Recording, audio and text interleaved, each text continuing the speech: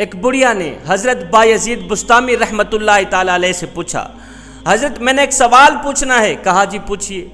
کہا مجھے بتایا جائے کہ آپ کی داڑھی اچھی ہے یا میرے گدھے کی دمب اچھی ہے؟ یہ سن کر حضرت بایزید بستامی تڑپ اٹھے، رو کر کہنے لگے بڑھیا یہ تو نے کس طرح کا سوال کر دیا ہے؟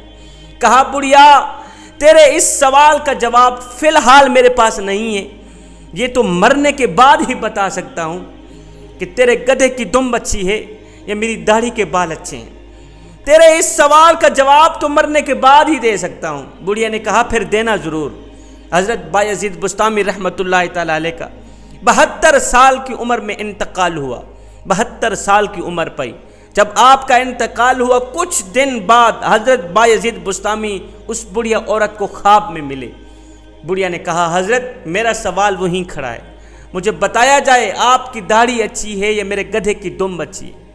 حضرت نے فرمایا بڑھیا چپ کر، اپنا منہ بند کر۔ الحمدللہ مجھے اپنی موت پر فخر ہے کہ جب میں مر رہا تھا اس وقت میری زبان پر لا الہ الا اللہ محمد الرسول اللہ جیسے کلمات جاری تھے، کلمہ جیسے کلمات جاری تھے۔ میں کلمہ پڑھ کر مرا، عزت کے ساتھ مرا، وقار کے ساتھ مرا۔ بڑھیا مرتے وقت میرا خاتمہ ایمان پہ ہو گیا ہے، اب تیرے گدھے کی دم کو میری داڑھی سے کیا نسبت ہو سکتی ہے؟ اور تیرے گدھے کی دم کہاں، میری داڑھی کہاں؟ اس لیے کہ میرا خاتمہ ایمان پہ ہو گیا ہے۔ بڑھیا نے کہا اچھا پھر بتائیں آپ کے مرنے کے بعد آپ کے رب نے آپ کے ساتھ کیا سلوک کیا، اللہ نے آپ کے ساتھ کیا معاملہ کیا؟ حضرت بایزید بستامی رحمۃ اللہ تعالی علیہ فرماتے ہیں کہ جب میں اپنے کریم رب کے روبرو حاضر ہوا، میرے مالک نے پوچھا او 72 سال کی عمر پانے والے، او 72 سال کے بڈھے، بتا تو صحیح تو میرے لیے کیا لے کر آیا ہے؟ حضرت بایزید بستامی رحمۃ اللہ تعالی علیہ فرمانے لگے بڑھیا جب میرے مالک نے مجھے کہا نا او بڈھے تو میرے لیے کیا لے کر آیا ہے، تو میں نے کہا میرے کریم رب جب فقیر بادشاہوں کے دروازے پر آتے ہیں، بادشاہوں کی چوکھٹ پر آتے ہیں تو بادشاہ یہ نہیں پوچھتے کہ کیا میرے لیے لے کر آئے ہو، بلکہ بادشاہ تو یہ کہتے ہیں کیا لینے آئے ہو؟ مالک میں لے کر نہیں آیا، میں تو لینے آیا۔ یہی بات میرے اللہ کو اتنی پسند آئی ہے کہ اللہ تعالیٰ نے مجھے بغیر حساب و کتاب کے بخش دیا ہے، میرے تمام گناہوں کو معاف کر دیا۔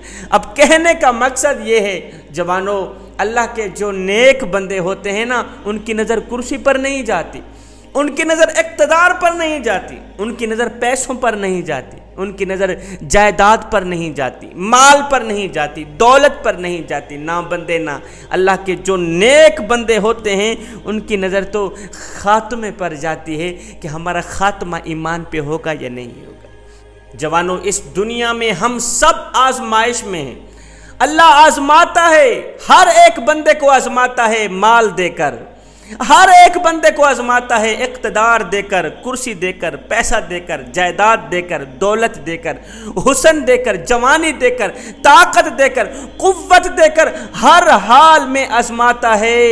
مگر سنو عزت اور ذلت کے فیصلے مرتے وقت ہی ہوتے ہیں کہ کون عزت کے ساتھ اس دنیا سے جا رہا ہے، کون ذلیل ہو کے جا رہا ہے۔ جس کو مرتے وقت کلمہ نصیب ہو گئیں سمجھ لینا یہ عزت کے ساتھ جا رہا ہے، جس کا مرتے وقت خاتمہ ایمان پہ ہو گیا سمجھ لینا یہ شخص عزت کے ساتھ جا رہا ہے۔ ہائے ایک بزرگ تھا، اللہ والا تھا، فقیر تھا، درویش، مست ملنگ بابا، اس نے ایک پالتو طوطا رکھا ہوا تھا، بڑے ہی شوق سے ایک پالتو طوطا رکھا ہوا تھا۔ ایک دن بلی نے حملہ کیا، طوطا اٹھا کر لے گئی۔ جب بلی طوطا اٹھا کر لے گئی تو بابا جی اتنا رویا، سارا دن روتا ہی رہا۔ شام کو گلی محلے والے لوگ اکٹھے ہوئے، کہا بابا جی کیا ہوا؟ کسی نے کہا جی بابا جی کا وہ پالتو طوطا بلی اٹھا کے لے گئی ہے، اس لیے بابا جی زاروں قطار رو رہے ہیں۔ کسی نے کہا بابا جی چپ کر یار، اور بلی طوطا اٹھا کے لے گئی تو کیا ہوا، دوسرا طوطا خرید لینا، اور بلی طوطا اٹھا کے لے گئی ہے تو کیا ہوا، دوسرا طوطا خرید لینا۔ یہ سن کر بابا جی نے کہا میاں میں طوطے کے مرنے پر نہیں رو رہا، میں طوطے کی جدائی پر اتنا زار و قطر نہیں رو رہا۔ لوگوں نے کہا بابا جی آخر کیوں رو رہے ہیں، پھر رونے کی وجہ کیا ہے؟ بابا جی نے کہا میاں رو اس لیے رہا ہوں کہ میں نے طوطے کو کلمہ سکھایا تھا، میرا طوطا دن رات کلمہ پڑھا کرتا تھا، لیکن میری آنکھیں دیکھ رہی تھی جب بلی نے طوطے پہ حملہ کیا، جب طوطے کی جان نکل رہی تھی، جب طوطے کی روح نکل رہی تھی، اس وقت میری آنکھیں دیکھ رہی تھی دن رات کلمہ پڑھنے والے طوطے کی جب روح نکل رہی تھی، جان نکل رہی تھی، ہائے دن رات کلمہ پڑھنے والا طوطا ٹی ٹی کرتا مر گیا، ٹی ٹی کرتا مر گیا، اس کو کلمہ بھول گیا۔ اور میاں میں طوطے کے مرنے پر نہیں رو رہا، اور میں تو اپنی فکر کر رہا ہوں کہ دن رات کلمہ تو میں بھی پڑھتا ہوں، کہیں ایسا نہ ہو موت کا فرشتہ میری روح نکالنے آئے، کہیں ایسا نہ ہو طوطے کی طرح مجھے کلمہ بھول بھی نہ جائیں۔